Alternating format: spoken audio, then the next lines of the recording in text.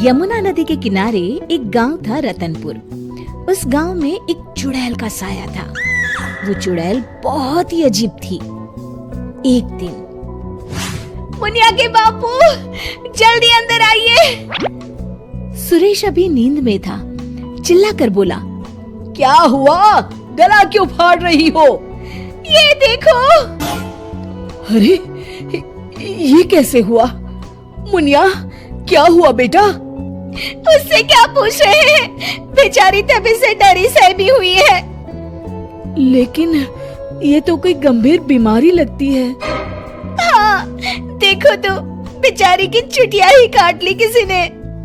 राम राम। लेकिन एक भी बाल आसपास नहीं दिख रहा। हाँ, ये हुआ क्या समझ में ही नहीं आ रहा। ऐसे ही 2-4 दिन मुनिया को देखने और सांत्वना देने वाले भी आए। अब कुछ शांति हुई ही थी कि एक दिन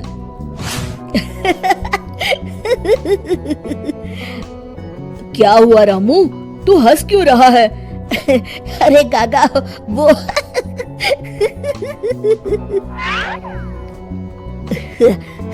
के बच्चे, कुछ बता भी।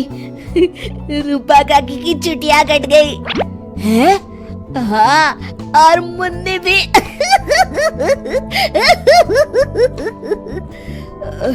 अच्छा, पर काहे?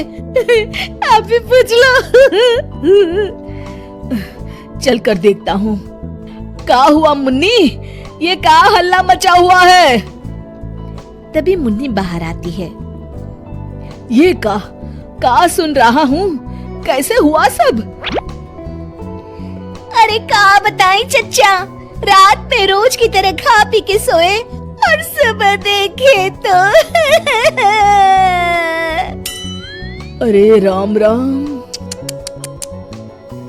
पहले तो मुझे लगा कोई बीमारी है, लेकिन ये तो लगता है पक्का किसी डायन या चुड़ैल का काम है। अब तो रतनपुर में ये औरतों की चोटी काटे जाने वाली खबरें आम हो गई।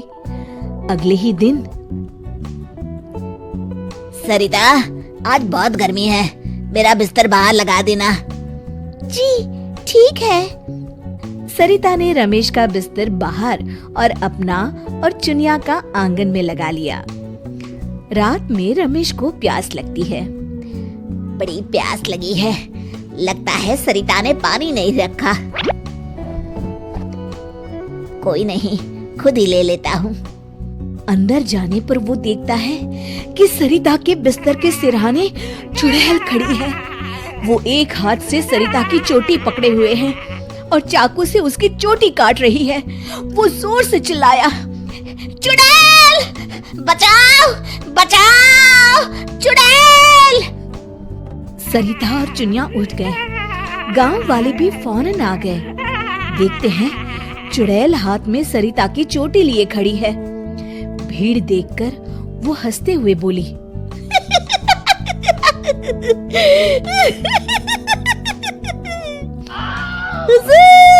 आते आते बहुत देर कर दी।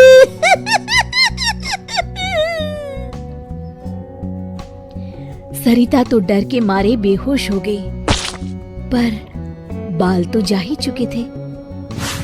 अरे आखिर चाहती क्या हो? पर चुड़ैल उनकी बात अनसुनी करके सरिता की चोटी घुमाते हुए सबकी आंखों के सामने गायब हो गई।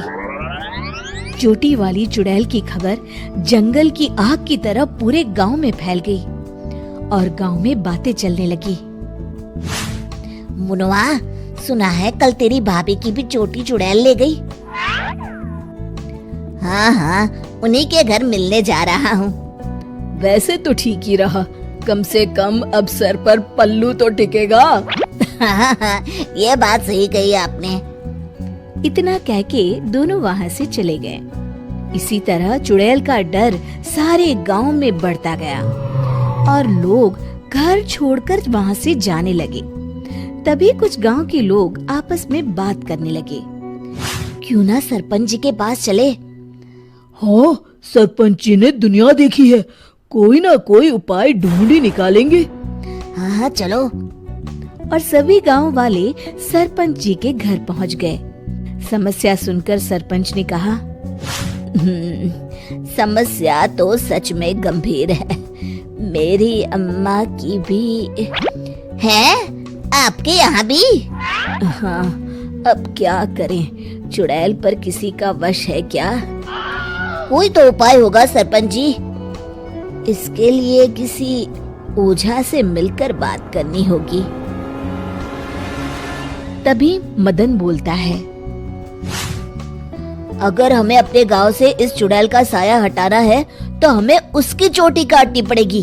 मेरी नानी ने मुझे बताया था कि हर चुड़ैल की शक्ति उसकी चोटी में होती है।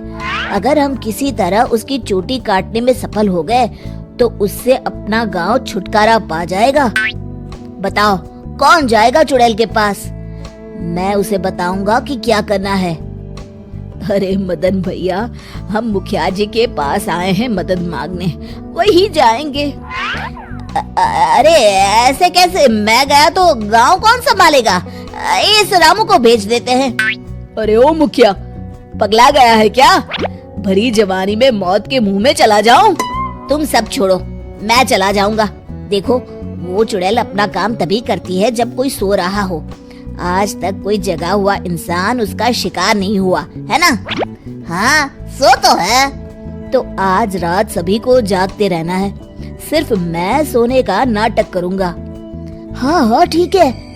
फिर मदन नकली चोटी लगाकर और साड़ी पहनकर पंचायत के चबूतरे पर ही सो गया। रात के 12 बजे चुड़ैल वहाँ आई। आज पूरे गांव में घुमाई, कोई सोया ही नहीं। तभी उसकी नजर चौक पर सोए मदन पर पड़ी। ये औरत यहाँ क्यों सोई है? लगता है घर में झगड़ा हुआ होगा। खैर मुझे क्या, मुझे तो बाल चाहिए। चुड़ैल ने चोटी काटने के लिए जैसे ही चोटी पकड़ी, वो निकलकर उसके हाथ में आ गई। इसके लिए वो तैयार नहीं थी, इसलिए 2 पल के लिए वो कभी चोटी तो कभी चाकू को देखने लगी। इसी समय का फायदा उठाकर मदन ने उसकी चोटी काट ली। पहले तो वो डर गई, फिर भी हिम्मत करके बोली, कौन है तू? बता कौन है तू, नहीं तो मैं तुझे खा जाऊंगी। तेरी चोटी मेरे पास है, तू मेरा कुछ नहीं बिगाड़ सकती। मदन उसकी चोटी दिखाते हुए हंसता है। मेरी चोटी दे दे, दे दे मेरी चोटी, मेरी चोटी दे दे। चीखते हुए मदन की तरफ बढ़ी। हाँ, अगर एक कदम भी आगे बढ़ाया तो मैं अभी इसे जला दूंगा। नहीं नहीं, ऐसा मत करना। नहीं करूँगा, पर एक शर्त पर। हाँ, मुझे तुम्हारी सब शर्तें मंजूर है, बस ये चोटी दे दो। अभी नहीं, पहले ये बताओ तुम इन बालों का क्या करती हो? मैं इन्हें एक कुएं में डाल रही हूँ, उसे भरने के लिए। वो क्यों? जब वो कुआं भर जाएगा तो मैं सबसे शक्तिशाली हो जाऊंगी। चलो वो कुआं मुझे दिखाओ, वहीं तुम्हें तुम्हारी चोटी दे दूंगा। चलो ये चोटी मुझे दे दो, इसकी मदद से हम जल्दी पहुँचेंगे। नहीं नहीं, मुझे जल्दी नहीं, पैदल ही चलते हैं। वो मदन को लेकर चलने लगी और गांव वाले भी जलती हुई मशालें लेकर उसके पीछे पीछे आ गए। सब उसकी गुफा तक पहुंच गए, जहां कुएं के अंदर उसने बाल जमा कर रखे थे। आधा कुआं तो भर गया है। देखो, दिखा दिया ना, अब जल्दी से मेरी चोटी दे दो। हाँ, क्यों नहीं, ये लो। कहते हुए मदन ने उसकी चोटी भी कुएं में फेंक दी। अरे बेवकूफ, ये क्या किया? अब मैं इतने बालों में से अपनी चोटी कैसे ढूंढूंगी? वो देखो, बीच में पड़ी है। चुड़ैल कुएं में जाकर अपनी चोटी ढूंढने लगी। उसके कुएं में उतरते ही गांव वालों ने अपनी अपनी मशालें कुएं में फेंक दी। वो धू धू करके जलने लगा। अरे बचाओ रे कोई, मैं सबके बाल वापस कर दूंगी, बचाओ। साथ ही वो चुड़ैल भी जलकर भस्म हो गई। शिक्षा: अगर मिलजुल कर किसी समस्या का हल ढूंढा जाए तो समस्या अवश्य दूर हो जाती है। दोस्तों, हमें उम्मीद है कि आपको हमारी ये कहानी पसंद आई होगी। कृपया हमारे चैनल को सब्सक्राइब करें और सभी अपडेट्स के लिए बेल आइकन जरूर दबाएं। और हाँ, वीडियो लाइक और शेयर करना मत भूलिएगा। Bye bye.